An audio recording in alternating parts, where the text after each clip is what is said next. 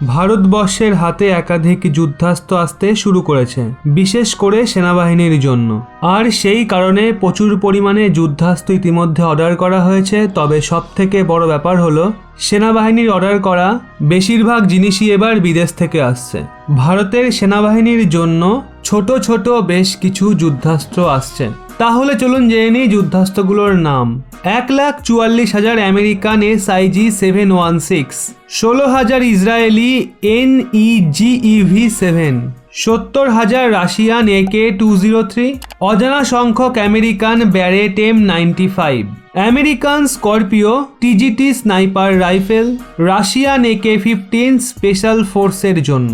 অর্থাৎ সবকিছু বিদেশের কোম্পানিগুলোর থেকে ক্রয় করা হচ্ছে।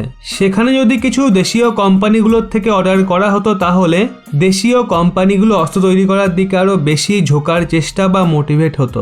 বিদেশের পাশাপাশি দেশীয় কোম্পানিগুলোর ওপর নজর দেওয়া উচিত সেনাবাহিনীর। নইলে দেশে কিভাবে অত্যাধুনিক আর ভয়ঙ্কর যুদ্ধাস্ত্র তৈরি হবে বলুন তো? ওদিকে শুধু যুদ্ধবিমান নয়, বিমানের পাশাপাশি বিধ্বংসী হেলিকপ্টার তৈরি করতে পারদর্শী রাশিয়া।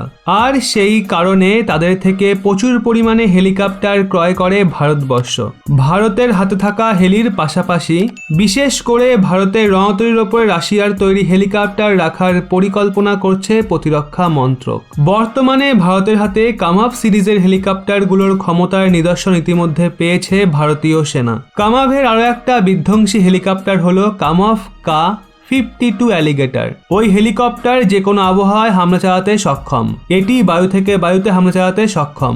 8 থেকে 10 কিলোমিটারের মধ্যে এটি হামলা চালাতে পারদর্শী। এটি তৈরি করা হয় মূলত ভূমিতে হামলা চালানোর জন্য।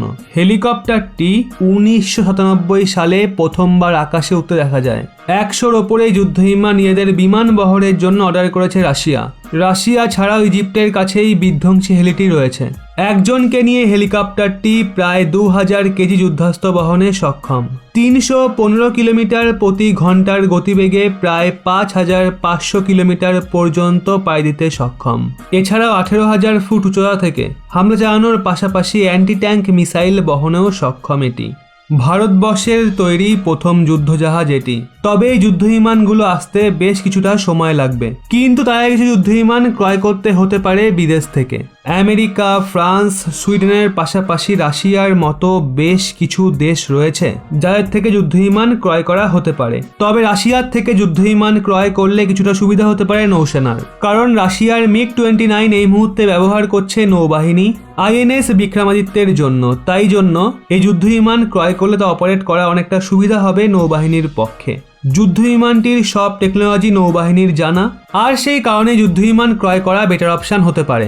অতীতে প্রাক্তন প্রধানমন্ত্রী জওহরলাল নেহেরু দেশের অনেক স্থান এবং ভারতবর্ষের জন্য এমন কিছু সিদ্ধান্ত নিয়েছিলেন যা দেশের আভ্যন্তরীণ সমস্যার পাশাপাশি দেশের শত্রুদের জন্য সুবিধা করে দিয়ে গেছে। আর সেই কারণে আজও ভারতবর্ষকে প্রচুর সমস্যার সম্মুখীন হতে হচ্ছে। অনেকে জানেন না, বঙ্গোপসাগরে কলকাতার মোটামুটি পাশেই কিছু দ্বীপ রয়েছে যাকে কোকো আইল্যান্ড বলা হয়।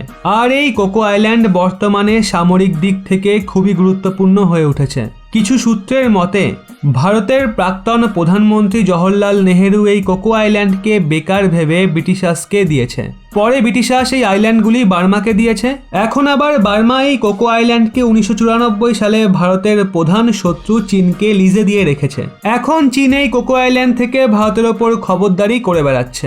ভারত বঙ্গোপসাগরে যত মিসাইল পরীক্ষা করছে সবগুলোর ওপরেই চীন সহজে নজর রাখতে পারছে। আর কোকো আইল্যান্ড আন্দামান আর নিকোবর দ্বীপপুঞ্জের খুব কাছেই অবস্থিত। আপনাদের কি মনে হয় জওহরলাল নেহেরু মহাশয়ের এমন সিদ্ধান্তগুলো কি যুক্তিযুক্ত ছিল? নিচে কমেন্টে অবশ্যই জানান।